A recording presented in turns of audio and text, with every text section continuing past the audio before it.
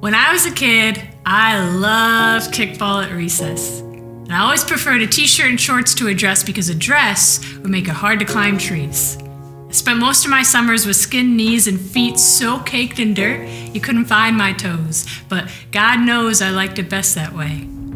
Around that same age, I'd have been lying if I said that I knew that dandelions were weeds, because whenever I'd present a handful to my mother, I knew that there'd be another vase on the table for all to see.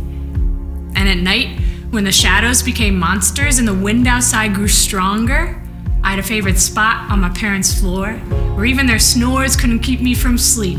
To this day, I can still keep the ability to fall asleep on carpet like I just drank a bottle of NyQuil. When I was a kid, I was allowed to be a kid. My parents never forced me to grow up too fast, and when I asked about black and white movies, my mom smiled and said that colors didn't exist when she was a kid. Not to lie, just to enhance my imagination.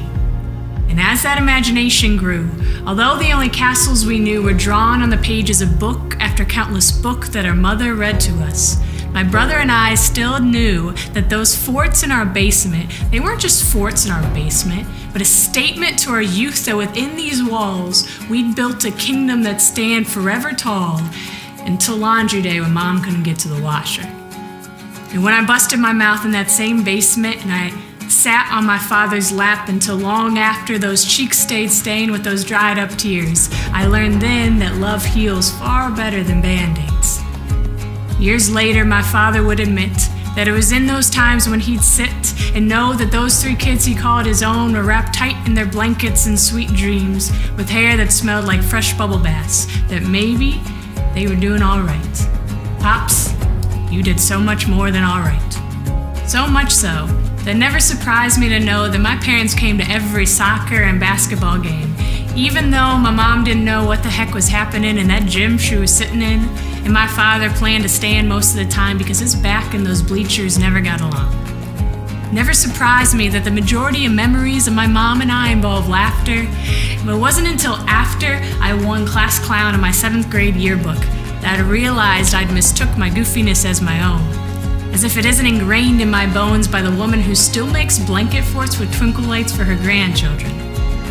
What did surprise me, though, was a blow that I received when I started dating and realized that my standard for guys was considered high. I didn't believe then, I still don't believe now, that respect and compassion can allow for a high standard. Why expect anything less than the best that my father gives to the 2 women in his life?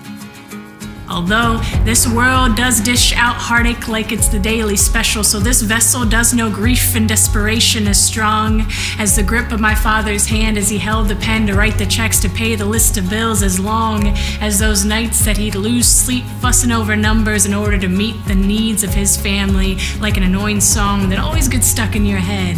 But I also know optimism and compassion louder than any spoken word of encouragement that my concerned mother showered on my then inconfident brother to teach him to remember the truth. Repeat, I'm lovable and valuable every time you walk through a doorway. It reminds us of who we really are.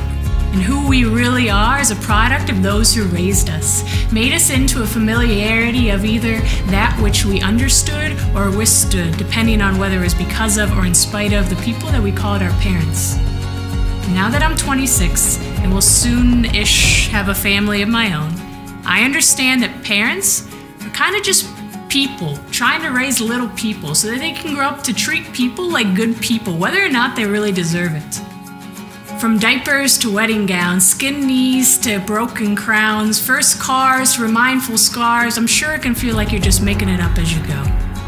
And now that I'm grown, I still like the feeling of dirt between my toes, and I still know the importance of a good blanket fort, but I also understand other things, like how marriage is a compromise, and it's about leaning on commitment during those difficult times that allows you to still be married to your best friend after 32 years.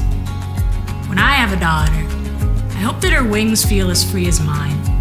And it's her heart and her mind that is where she starts while making every decision. I hope at 26, she insists on writing a poem, whether or not it can even scratch the surface of gratitude to the 2 people whose lessons, love, and laughter have made her who she is. And I hope that who she is not confidential. I hope that it's filled with a not so inconsequential understanding that her own potential must be understood in order to be conveyed. Here's to the parents who help us to portray what it is on the inside, beyond the surface.